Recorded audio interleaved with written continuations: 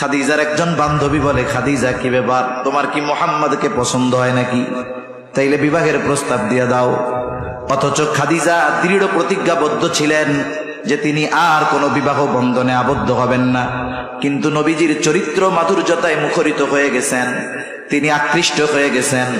এইবার বলতেছে, শোনো, আমি যদি মুহাম্মদকে প্রস্তাব দেই, সে 25 বছরের একজন যুবক আর আমি 40 বছর বয়স, এর আগে আমার 2 জন স্বামী দুনিয়া থেকে ইন্তেকাল করেছে।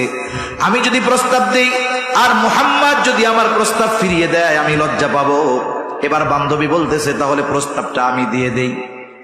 খাদিজা বলে, দিতে পারো, তবে আমার পক্ষ থেকে যে প্রস্তাব দিচ্ছ বিষয়টা জানি গোপন থাকে, যদি ফিরায় দেয় আমি লজ্জা পেয়ে যাব। এইবার ওই বান্ধবী নবীজির কাছে গেছে, গিয়ে বলে, মুহাম্মদ কি ব্যাপার, বয়স তো কম হলো না, বিবাহ শাদী করবা না? নবীজি বলতেছে, আমি বিবাহ করব কেমনে, আমার তো কোনো টাকা পয়সা নাই, খরচ চালানোর তৌফিক নাই। এবার বলতেছে, যদি এমন কেউ তোমার সাথে বিবাহ বন্ধনে আবদ্ধ হতে রাজি হয় যে সমস্ত খরচ চালায়া দিবে, তোমার কোনো খরচ লাগবে না, তাহলে তুমি রাজি আছো নাকি? নবীজি এবার বললেন, আমার অভিভাবক আছে চাচা আবু তালেব, তার সাথে বিষয়টা আলোচনা করো। এইবার আবু তালেবের সাথে আলোচনা করা হলো। লম্বা ইতিহাস। আবু তালেবের খুতবায় খাদিজাতুল কুবরা রাদিয়াল্লাহু তাআলা আনহার সাথে নবীজির বিবাহ সম্পাদিত হয়ে গেল।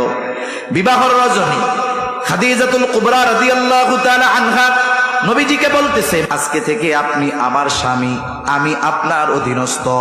শুনে নেন, আমার যত সম্পদ আছে আমি আমার সব সম্পদের মালিকানা আপনাকে দিয়ে দিলাম।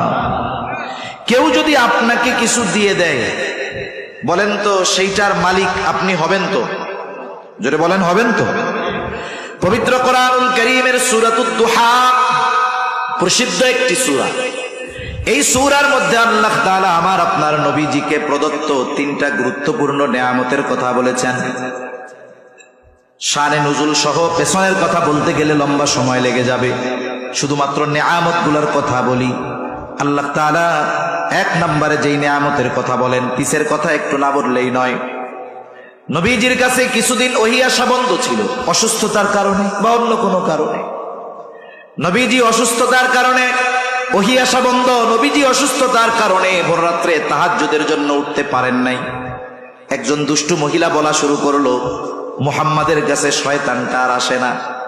মানে জিবরাইল আলাইহিস সালামের কথা বলতেছে। বলে, মুহাম্মাদের রব মুহাম্মাদকে ছেড়ে দিয়েছে, ত্যাগ করেছে।